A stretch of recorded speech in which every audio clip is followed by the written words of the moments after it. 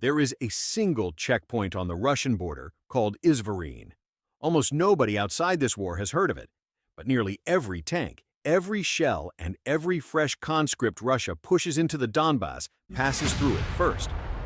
On May 31st, Ukraine's Third Army Corps made a quiet announcement, and if it holds that one road just became the most dangerous stretch of asphalt in Europe. The strange part isn't that they hit it, it's how far away the drones were when they did. For more than 3 years, we have watched this war through the language of the map. Colored lines crawling east or west, a town shaded a new color, an arrow drawn across a river, and every time the shading moves, someone calls it a victory or a catastrophe. But the map lies about the thing that actually matters. A flag over a building is cheap. Keeping that building alive is the expensive part. Think about what a front line really is. It is not a wall of soldiers. It is a mouth that never stops eating. Every day, an army in the field swallows fuel by the ton shells, by the 1,000 breadwater batteries, spare tracks, tires, medicine. Stop feeding it for a week, and the strongest position in the world begins to wither from the inside. The war you see on the map is carried quite literally on the backs of trucks. Cut the trucks, and the map stops mattering. Now look closer at how that food reaches the front. It does not pour across a wide-open plain. It squeezes. It funnels through a handful of crossings and a thin web of roads narrowing as it approaches the border until almost everything moving into the occupied east passes through a few specific seams. Izvarin is one of those seams, a small, unglamorous crossing on the line between Ukraine's Luhansk region and Russia's Rostov region. On a normal day, nobody thinks about it. On a normal day, it is just a valve, and through that valve flows the blood that keeps an entire campaign alive. Luhansk is where Russia has spent the most to be here. Years of shelling, wave after wave of men, a region ground down street by street until Moscow could finally stand up and call it finished, captured, pacified. The quiet rear of the war, the part that was supposed to be over. Fighting was meant to be somewhere else now, and for a long time that was the assumption that governed everything in the rear. The deep occupied zone became a place of warehouses and fuel dumps, of repair yards and ammunition stacks sitting in the open of trucks that idled at crossings without ever looking up. Hundreds of kilometers from the trenches, you did not need to hide. You needed roads, and Russia had them. That sense of safety, boring total taken for granted, was the foundation the whole occupation rested on. It is also exactly the thing that just cracked. And then, without a single tank crossing a single line, the war in Luhansk changed shape. It stopped being about taking the next tree line. It became about something stranger and harder to see. It became a fight for the air above the roads, and for the right to decide whether anything on those roads ever arrives. Here is what actually happened. On May 31st, the Third Army Corps of Ukraine's armed forces announced the launch of an operation to bring Russian logistics routes across occupied Luhansk and the borderland region known as Eastern Slobozhanshchina under the fire of its strike drones. The Corps commander, Brigadier General Andriy Beletsky, framed it bluntly. It was a direct answer to Moscow's boasts about having fully captured the region. According to the Corps, 5 places in particular, Luhansk, Starobilsk, Alshevsk, Bryanka, and Kadivka, are now under the watch of its unmanned aircraft, not retaken, not stormed, watched and held at gunpoint from above. It is worth pausing on that second name, Eastern Slobozhanshchina. It refers to a historical borderland that does not stop neatly at the modern frontier. It reaches into territory inside Russia's own Kursk, Voronezh, and Belgorod regions. By naming it, the Corps was not only talking about occupied Ukrainian ground, it was signaling that the roads it intends to hunt run all the way back toward the Russian interior. The claim came wrapped around a single striking demonstration. Pilots from the Unmanned Systems Battalion of the 3rd Separate Assault Brigade reportedly reached the area near the Izvarin checkpoint more than 205 kilometers behind the line of contact. Read that distance again. This was not a strike on the trench line. It was a strike on the supply room deep inside ground Russia has held for years. Ukrainian outlets described it as one of the deepest publicly reported strikes by tactical drone units against Russian logistics in the occupied region. Along the way, the Corps says its drones hit armored vehicles and ammunition depots, the exact cargo that keeps the front breathing. The story was carried by Ukrainska Pravda, the Kyiv Independent, the Kyiv Post, Euromaidan Press, and a wave of other outlets, most of them citing the Corps' own footage and statements. And the operation, according to those reports, was planned and led by the commander of a strike drone platoon, who goes by the call sign Skid, meaning east. He is a native of Luhansk. In 2022, he was flown into the besieged city of Mariupol And after its defense collapsed, he found his own way out of the encirclement on foot, earning the title Hero of Ukraine. A man from Luhansk now turning the skies over his occupied home into a hunting ground.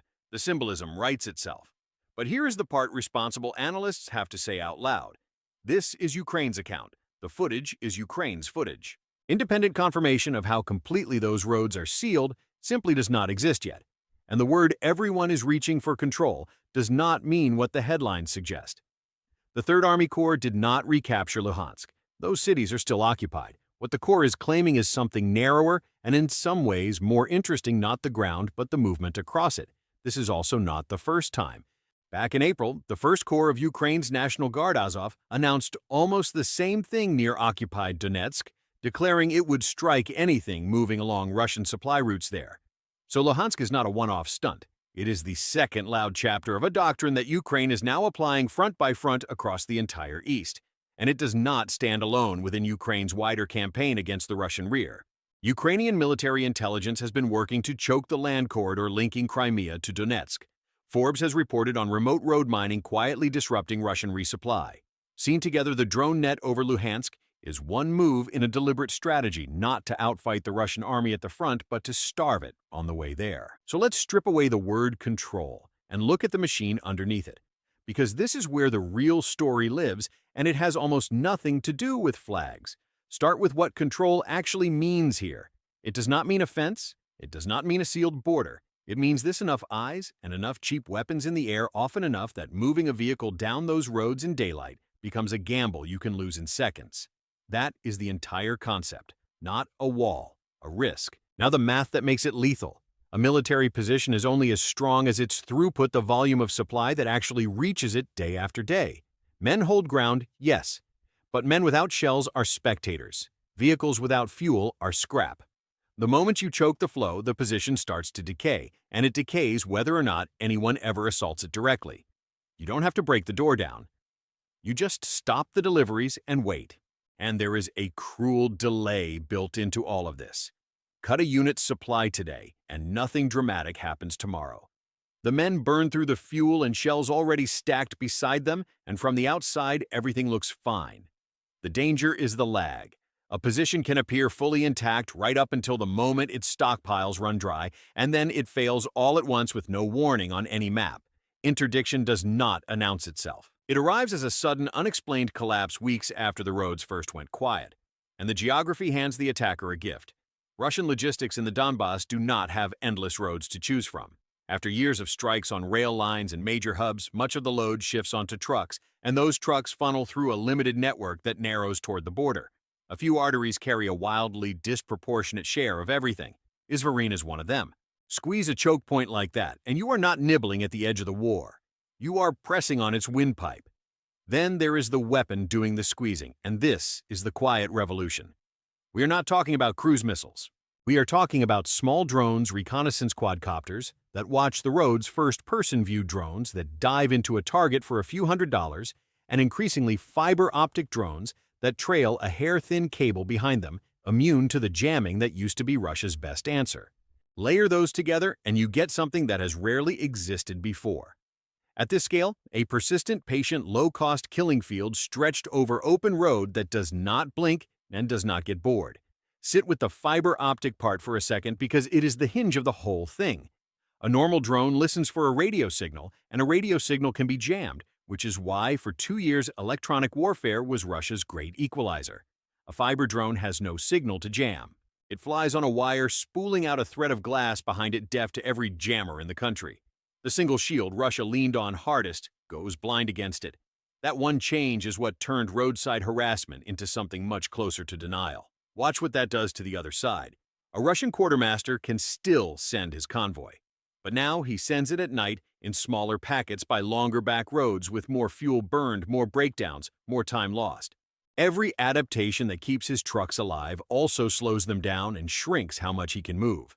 Throughput falls. It may never fall to zero, but it does not have to. War is decided at the margins, and the margin just moved. Picture it from inside one truck. A driver carrying fuel sets off after dark because daylight is no longer his. He takes the longer road, the one the spotters watch less, and he keeps his speed down to stay quiet. Somewhere above him, a reconnaissance drone is already tracing his headlights. A few kilometers on a strike drone is waiting. He now has two bad options: move fast and be seen, or move slow and be caught. Multiply that one driver across an entire theater every single night, and you can feel the supply chain grinding down without a single position ever being stormed. Now add the distance, 205 kilometers. That number matters far beyond a single dramatic strike because it tells you where the danger zone now ends at the border feeder itself. There is no comfortable deep rear anymore, no safe yard far from the front where you can pile up shells in the open and stage your armor in peace. The buffer is gone. The whole supply chain from the border crossing to the trench now sits inside the threat. And the arithmetic of the exchange is harsh in the most literal sense. A drone that costs a few hundred to a few $1,000s can erase a truck stacked with ammunition or a fighting vehicle worth many times more. Spend a little, destroy a lot, and do it again tomorrow. That is not a slogan. That is an accounting problem that gets worse for Russia every single time it plays out. The data suggests the trade runs sharply in the interdictor's favor, and trades like that compound. This is why it is an engineering story before it is a heroism story. A grip like this does not scale with courage. It scales with factories. Whoever can design, build, and field cheap drones faster gets to write the rules of the road literally. The brave platoon commander matters, but the deeper weapon is a supply chain of its own, churning out aircraft by the thousand. That is the part that does not make a good headline. It is also the part that decides the outcome. But honesty cuts both ways, and the engineering says so. These drones have limits. They run out of battery and range. Bad weather grounds them. Russian electronic warfare still blinds anything that isn't on a fiber line, and Russia is fielding its own counter-drones, nets, and jammers to contest the same sky. Darkness and dispersion shrink the coverage, so control is not a clean cut across an artery. It is a hand closing slowly around a throat strangulation, not decapitation. The supply doesn't stop, it bleeds. And underneath all of it runs one more layer, the one Beletsky aimed at on purpose. He tied this operation directly to Russia's claim that Luhansk was finally captured. That is not an accident. The strike is also an argument. It says in the only language that travels the rear you called pacified is still ours to reach. So where does this actually go? Let me lay out the three honest possibilities, and then I'll tell you where I put my money. The first path is absorption. Russia adapts the way armies always adapt to a new threat. It moves at night, it scatters its depots, it floods the zone with electronic warfare and its own drones, and it eats the losses as a cost of doing business. The roads stay dangerous, throughput dips, but the line holds and the grinding attrition war simply continues at a slightly higher price. It is the least dramatic outcome, and for that very reason, it is the one Russia would prefer. The second path is compounding. Ukraine keeps scaling the part that hurts most. The fiber optic drones that shrug off jamming pushes the kill zone deeper and tightens its grip month after month. Russian movement in the Luhansk sector slows. The cost of delivering every ton of fuel and every crate of shells climbs. And the offensive momentum in that part of the front quietly stalls, not because Russia lost ground, but because it can no longer feed an advance fast enough to make one. The third path is symmetry. Russia answers in kind the way both sides increasingly do until every road on both sides of the line is a gauntlet and nobody can move freely in daylight anywhere. The war becomes a contest of who can sustain the cheaper, deadlier form of attrition for longer, a mutual paralysis of movement that punishes whoever blinks first. Here is where I place my bet. I think the truth lands between the second and third paths, and not on the first. I expect this interdiction to bite. Over the coming weeks and months, I would wager it raises Russia's cost and slows its tempo across the Luhansk sector while producing almost nothing you would notice on a map. The reasons are simple. The exchange ratio favors the side-throwing cheap drones at expensive trucks. Ukraine has already proven it can run this same playbook on more than one front. And every move Russia makes to survive the threat night, runs dispersal, longer routes, costs it throughput by itself. The mechanism does the work. It does not need a breakthrough.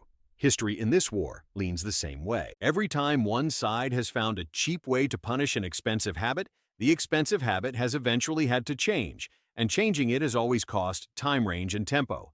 I do not expect Luhansk to be the exception. Notice what I am not predicting.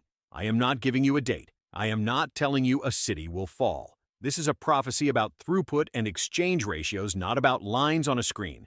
and it comes with an exit the conditions that would prove me wrong. If in the coming weeks Russia keeps moving in daylight and actually pushes fresh gains through that same corridor, then the squeeze is not biting, and I am wrong. If the strike footage from deep in the rear quietly dries up, or the course stops talking about these roads, then this was more announcement than effect, and I am wrong. And if Russian electronic warfare and counter-drone fire clamp down hard enough to drag the danger zone back to the contact line, then the mechanism has been beaten, and I am wrong. Watch for those. They are how you will know. So, don't watch the map for this one. A flag is not going to change color, and if you wait for that, you will miss the whole story. Watch the roads instead. Watch whether Russia keeps moving by day or retreats into the dark. Watch the footage coming out of the deep rear and watch whether the convoys keep arriving or stop. If this interdiction is real, that is where it shows up first, long before any line ever moves. If I'm right, you will see it on the roads before you ever see it on the map. Keep your eyes there. Share this with someone who needs to see it and subscribe so you never miss the next breakdown.